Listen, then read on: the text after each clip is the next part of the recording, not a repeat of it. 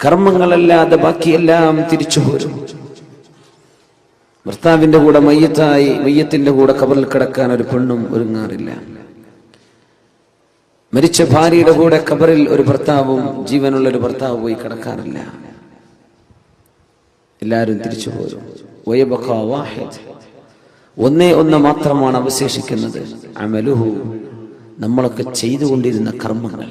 നമ്മുടെ നോമ്പ്, നമ്മൾ സത്യം പറഞ്ഞത്, നമ്മൾ ആളുകളെ സഹായിച്ചത്, നമ്മൾ റിലീഫ് പ്രവർത്തനങ്ങൾ ചെയ്തത്, നമ്മൾ മറ്റുള്ളവർക്ക് വേണ്ടി പ്രാർത്ഥിച്ചു കൊടുത്തത്, നന്മ നമ്മൾ ചെയ്തത്, നന്മ പഠിപ്പിച്ചത്, സുന്നത്തുകൾ അനുസരിച്ച് ജീവിച്ചത്, ഈ കർമ്മങ്ങളെ ബാക്കിയുള്ളൂ. ബാക്കിയെല്ലാം തിരിച്ചു പോരും എന്ന് പരിശുദ്ധ റസൂലുള്ളാഹി സ്വല്ലല്ലാഹു അലൈഹി വസല്ലം. യാത്ര ചോദിക്കുമ്പോൾ നമ്മൾ ചിന്തിക്കേണ്ടത് ഇതാണ്: എൻ്റെ കൂടെ ആരാണ് ഇനി ബാക്കിയുള്ളത്? അസ്സലാമു അലൈക യാ ശഹ്റ റമദാൻ. പള്ളിയിലെ ഖതീബുമാർ മുഴുവനും ഇന്നലത്തെ ഖുതുബയിൽ അത് പറഞ്ഞു. റമദാൻ നിനക്ക് സലാം റമദാൻ. യാത്ര പറയാണ്. ഇനിയൊരിക്കൽ കാണുമോ എന്നറിയില്ല റമദാൻ. 1000 മാസങ്ങളെക്കാൾ പുണ്യമായൊരു രാവുമായി നീ ഇനിയൊരിക്കൽ വരുമ്പോൾ ഞാനിവിടെ ഉണ്ടാകുമോ എന്നറിയില്ല റമദാൻ. അസ്സലാമു അലൈക യാ ശഹ്റൽ ബറകതി വർ-റിദ്വാൻ. അല്ലാഹുവിന്റെ റഹ്മത്തും പുണ്യവും ഒക്കെ എമ്പാടും തന്നിരുന്ന നിമിഷങ്ങൾ നീ ഞങ്ങളോട് യാത്ര പറയാനല്ലേ. ഇനി കാണുമോ നമ്മൾ? ഇനി ഇവിടെ വെച്ച് കാണും. നിനക്ക് സലാം റമദാൻ, നിനക്ക് സലാം. അല്ലാഹുമ്മ തസല്ലംഹു മിന്ന വസല്ലിം റമദാന ലനാ വസല്ലിംഹു ലനാ സാലിമീന ഗാനിമീൻ. അല്ലാഹുവേ, ഈ റമദാൻ യാത്ര ചോദിക്കുമ്പോൾ അതിന്റെ സർവ്വ പുണ്യങ്ങളും നേടിയെടുത്തവരായി നീ ഞങ്ങളെ മാറ്റിത്തരയണമേ എന്ന് പ്രാർത്ഥിക്കണം. അല്ലാഹു അങ്ങനെ ആക്കി തരുമാറാകട്ടെ. അല്ലാതെ റമദാൻ കേവലം ഒരു ആഘോഷ പരിപാടിയല്ല. ടെക്സ്റ്റൈൽസുകാരൊക്കെ എഴുതി വെക്കുന്ന റമദാൻ പെരുന്നാൾ ആശംസകൾ. ഈ റമദാൻ എന്ന് പറഞ്ഞത് പെരുന്നാളാണെന്ന് കാണുന്നവർ വിചാരിക്കുക. ഈ ക്ഷേത്രങ്ങൾക്കൊക്കെ പല പെരുന്നാളുണ്ടാവും. റമദാൻ പെരുന്നാൾ ആശംസകൾ അങ്ങനെ വായിച്ചു പോകുമെന്ന് പേടിയിട്ട് കോമിട്ടിട്ടില്ലെങ്കിൽ റമദാൻ സ്പേസ് കോമിട്ടിട്ട് റമദാനും പെരുന്നാളും ഒക്കെ ഇപ്പൊ തന്നെ ആശംസിക്കുകയാണ്. എന്താ ആശംസ? ഷോപ്പിങ്ങിന്റെ ആശംസയാണ് നമുക്ക് വേണ്ടത്? അല്ല, മഗ്ഫിറ, പാപമോചനത്തിൻ്റെത്, പാപങ്ങൾ പൊറുക്കപ്പെട്ട് കിട്ടുന്നതിൻ്റെത്, ദോഷങ്ങൾ പൊറുക്കപ്പെട്ട് കിട്ടണം, ശുദ്ധിയാവണം. ശ്വസിക്കാൻ ഓക്സിജനും കഴിക്കാൻ ഭക്ഷണവും ഒക്കെ സംവിധാനിച്ച അല്ലാഹുവിനോട്, ആ പടച്ച തമ്പുരാൻ നമ്മെ തൃപ്തിപ്പെടുന്നൊരവസ്ഥ, അല്ലാഹു നമ്മെ സന്തോഷിക്കുന്നൊരവസ്ഥ. റളിയല്ലാഹു അൻഹും വറളൂ അൻഹു ദാലിക ലിമൻ ഖശിയ റബ്ബഹ്. അല്ലാഹു അവരെ തൃപ്തിപ്പെട്ടിരിക്കുന്നു. റളിയല്ലാഹു അൻഹും വറളൂ അൻഹു, അവർ അല്ലാഹുവിലും തൃപ്തിപ്പെട്ടിരിക്കുന്നു. ദാലിക ലിമൻ ഖശിയ റബ്ബഹ്, ഈ സംതൃപ്തി അല്ലാഹു നൽകുന്നത് ലിമൻ ഖശിയ റബ്ബഹു, തന്റെ രക്ഷിതാവിനെ ആരാണോ പേടിച്ചത് അവർക്കാണ്. പേടിക്കുക എന്ന് പറഞ്ഞാൽ തെറ്റ് സംഭവിക്കുമ്പോൾ പേടിക്കണം, തെറ്റ് സംഭവിക്കുമോ എന്ന് പേടിക്കണം, അള്ളാഹുവിന്റെ കാരുണ്യത്തിൽ പ്രതീക്ഷിക്കണം. പക്ഷേ അള്ളാഹുവിനെ സംബന്ധിച്ചുള്ള ബോധം എപ്പോഴാണോ എപ്പോഴും ആർക്കാണോ ഉള്ളത് അവർക്കാണ് അള്ളാഹുവിന്റെ സംതൃപ്തി ലഭിക്കുന്നത്. വറിദ്വാനും മിനല്ലാഹി അക്ബർ. അള്ളാഹു നൽകുന്ന ഈ സംതൃപ്തിയാണ് ഏറ്റവും വലിയ അനുഗ്രഹം. പടച്ചവൻ എന്നിൽ സംതൃപ്തനാണ്.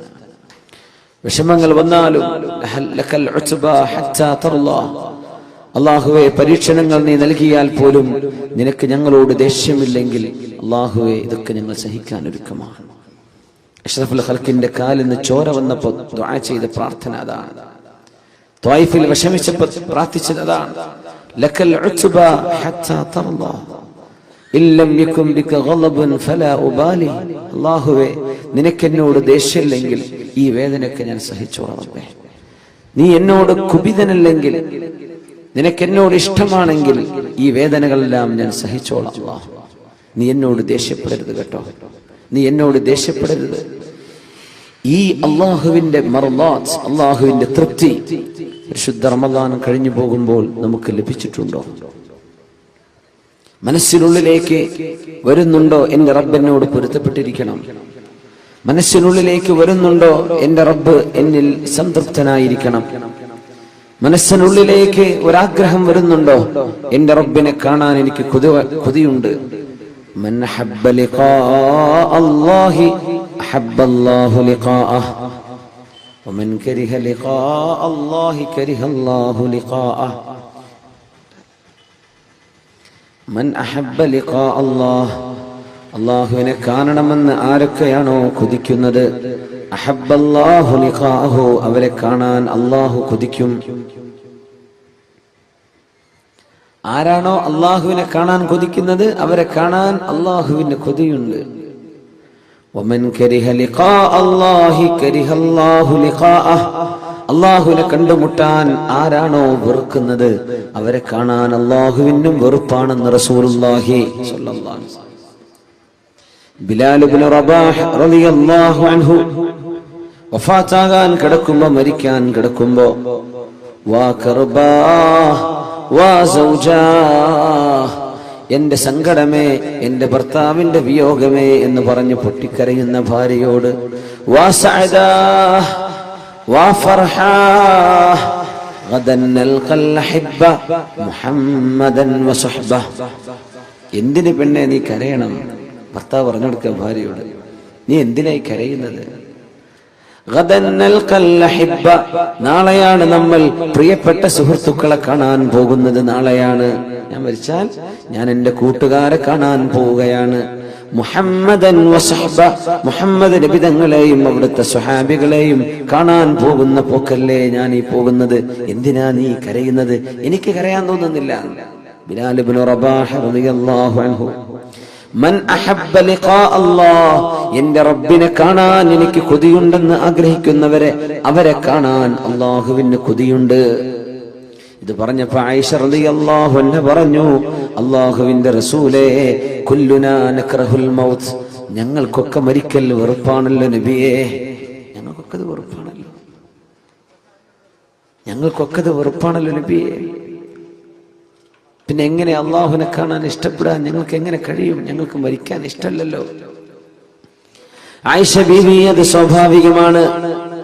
മരണം എല്ലാവർക്കും വെറുപ്പുണ്ട്. പക്ഷേ മരണം ആസന്നമാകുന്ന നേരത്ത് സത്യവിശ്വാസികൾക്ക് അല്ലാഹു സുബ്ഹാനഹു വ തആല അല്ലാഹുവിന്റെ പ്രത്യേകമായ മാലാഖമാരെ അയച്ചു കൊടുക്കുകയും സ്വർഗത്തിന്റെ ഫോട്ടോ, സ്വർഗത്തിന്റെ പിക്ചർ, കാണാൻ പോകുന്ന, അനുഭവിക്കാൻ പോകുന്ന ലോകത്തിന്റെ ഒരു മിനിയേച്ചർ അല്ലാഹു മരിക്കാനിരിക്കുന്ന ആളുകൾക്ക് കാണിച്ചു കൊടുക്കുമ്പോൾ, ഞാൻ അങ്ങോട്ട് വരാൻ ഒരുക്കമാണ്, ഞാൻ അങ്ങോട്ട് വന്നോട്ടെ എന്ന് ചോദിക്കുന്ന ഒരു നേരത്ത് ഇങ്ങോട്ട് വന്നോളൂ എന്ന് അല്ലാഹു പറയുമെന്നാണ് ഈ ഹദീസിന്റെ സാരം എന്ന് അഷ്റഫുൽ ഖൽഖ് റസൂലുള്ളാഹി സ്വല്ലല്ലാഹു അലൈഹി വസല്ലം.